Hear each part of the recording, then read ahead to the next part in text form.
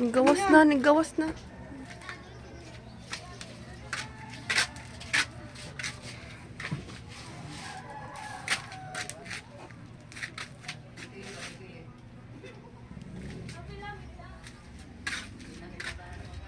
Wala akong trabaho, wala akong natapos.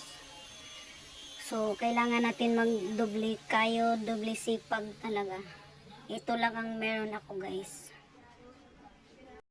Hi guys, good morning. Ayan, for today's mini vlog guys, samahan nyo ako guys mag arrange ng aking mga stocks dito sa aking munting tindahan. So, dahil wala pa tayong budget guys, ito muna yung lagayan natin, karton. Hindi naman kailangan porket meron kang tindahan, kailangan talaga ma-provide mo lahat ng mga kailangan mo sa tindahan. Kailangan din natin magtipid-tipid guys, kahit papano.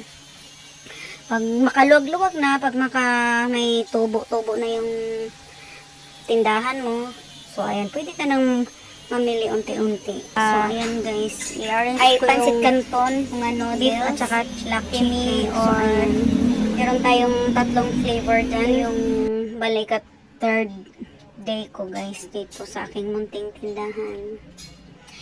Hanggang ngayon hindi pa ako tapos guys mag-ayos-ayos sa sa mga stocks ko. Kasi guys, supportahan nyo ako sa aking new journey guys. So that's it guys for today's video. I hope na nag-enjoy kayo. Don't forget to subscribe.